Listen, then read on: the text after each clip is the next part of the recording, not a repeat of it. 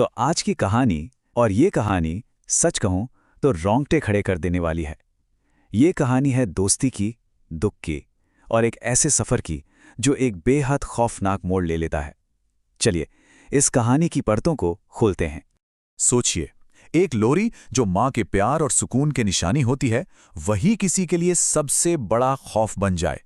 कहानी की शुरुआत ही होती है साहिल की इस एक लाइन से, जो दिल में एक अजीब सी ठंडक दौड़ा देती है। आखिर ऐसा क्या हुआ कि एक लोरी एक बुरे सपने में बदल गई? यही सवाल इस पूरी कहानी के दिल में बसा है। तो कहानी में है चार दोस्त, एकदम जिगरी यार। साहिल जो हमें ये सब बता रहा है, और उसके साथ है चिराग, अरुण और समय। वो दोस्त जो हर अच्छे बुरे वक्त में एक दूसरे का साथ देते थे। और इसी दोस्ती के लिए उन्होंने अपनी रोजमर्रा की जिंदगी से थोड़ा ब्रेक लेकर मनाली जाने का प्लान बनाया था। पर देखिए, ये कोई आम ट्रिप नहीं थी। इसका मकसद बहुत गहरा था, अपने दोस्त समय को संभालना। कुछ ही महीने पहले एक भयानक कार एक्सीडेंट में समय ने अपने छोटे भाई को हमेशा के लिए खो दिया था। वो लड़का बिल्कुल टूट गया था, एकदम खामोश रहने लगा था। दोस्तों को लगा कि शायद पहाड़ों की ताज़ी हवा उसके जख्मों को भरने में मदद करेगी, पर उन्हें अंदाज़ा भी नहीं था कि यही दुख, यही कमज़ोरी उसे किसी और चीज़ का आसान शिकार बना देगी। मनाली में सब कुछ ठीक ठाक चल रहा था, मस्ती हो रही थी। लेकिन फिर उन्होंने एक फैसला किया, मशहूर रोहतांग पास जाने का। और बस यही वो फैसला था जिसने इस ट्रिप का रुख एक भयानक सपने की तरफ मोड़ दिया। उनके होटल के रिसेप्शनिस्ट ने उन्हें टोका भी था। उसने बताया कि रोहतांग का मतलब ही है लाशों का ढेर। सोचिए, किसी जगह का नाम ही इतना डरावना हो। ये नाम ही उस जगह के खतरनाक इतिहास की गवाही दे रहा था, जिसे उन दोस्तों ने उस वक्त बस एक नाम समझकर नजरअंदाज कर दिया। उस आदमी ने एक और बात बताई कि स्थानीय लोग मानते हैं कि रात में वहां एक साया घूमता है, एक ऐसा साया जो अपना शिकार चुनता है, और जिसे वो चुन ले उसकी लाश अगले दिन घाटी में मिलती है। अब जाहिर है दोस्तों ने इसे बस सुनी सुनाई बातें एक लोक कथा समझकर टाल दिया और अपनी मस्ती में आगे बढ़ गए।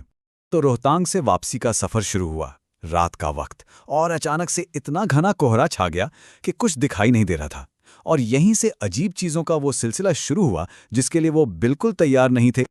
ये थी पहली घटना जिसने उनके होश उड़ा दिए। अरुण गाड़ी चला रहा था और अचानक कोहरे में से 1 मील का पत्थर दिखा।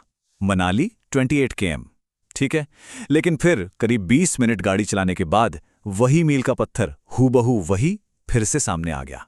ये कैसे हो सकता है? यहीं से दोस्तों को लगा कि कुछ तो बहुत ज्यादा गड़बड़ है। और जो सबसे अजीब बात थी वो ये कि उस पत्थर के पास हर किसी ने कुछ अलग देखा। साहिल को एक धोती में आदमी दिखा, तो चिराग को एक छोटी बच्ची, अरुण को एक काला घोड़ा नजर आया। लेकिन समय को लगा कि वहां किसी को मदद चाहिए। मतलब जो भी वो चीज थी वो हर किसी के दिमाग के साथ अलग अलग खेल खेल रही थी, उनकी सोच को पढ़ रही थी। अब तक जो डर था वो बस एक अजीब सा एहसास था, एक वहम था। लेकिन अब वो डर हकीकत बनकर गाड़ी के ठीक बाहर आ चुका था। गाड़ी में एकदम सन्नाटा था, और तभी अरुण की कांपती हुई आवाज आई, दोस्तों बाहर मत देखना प्लीज, पर कोई हमारे साथ चल रहा है। सोचिए उस वक्त कार के अंदर क्या माहौल हुआ होगा। डर अब सिर्फ दिमाग में नहीं बल्कि आंखों के सामने था। और गाड़ी की स्पीड कितनी थी? 40 किलोमीटर प्रति घंटा। अब इस स्पीड पे कोई इंसान गाड़ी के साथ साथ कैसे चल सकता है? ये तो नामुमकिन है। और जो उन्होंने देखा वो किसी के भी होश उड़ाने के लिए काफी था।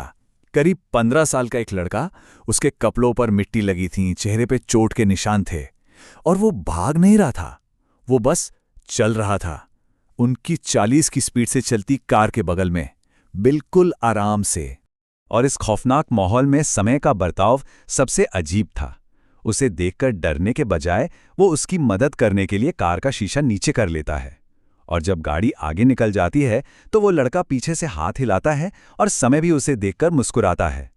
ये वो पल था जब ये साफ हो गया कि वो जो भी चीज थी उसका निशाना सिर्फ और सिर्फ समय था।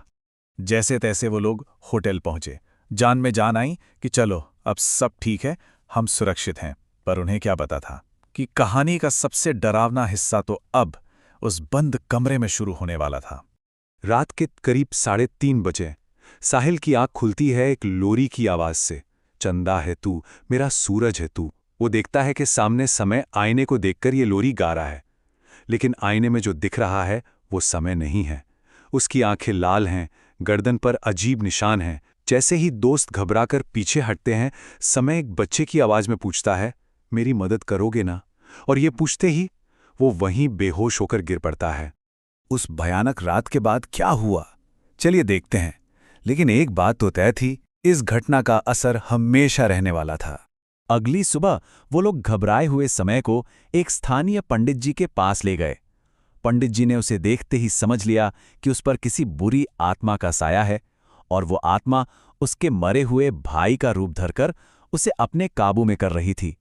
फिर कुछ पूजा पाठ हुआ और उसके बाद समय को उल्टी हुई, एक अजीब से काले गाढ़े लिक्विड की, जिसके बाद वो बिल्कुल ठीक हो गया। समय तो आज अपनी जिंदगी में आगे बढ़ चुका है, वो बिल्कुल नॉर्मल है, लेकिन साहिल, जिसने ये सब अपनी आंखों से देखा, वो उस रात से बाहर नहीं निकल पाया है।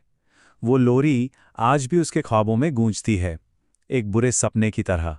तो आखिर में ये सवाल तो रह ही जाता है कि क्या ये वाकई कोई बुरी आत्मा थी जो समय के दुख का, उसकी कमजोरी का फायदा उठा रही थी, या ये सब कुछ और था? इस कहानी की सबसे डरावनी बात शायद यही है कि वो साया किसी के सबसे गहरे जख्म को ही अपना हथियार बनाता है।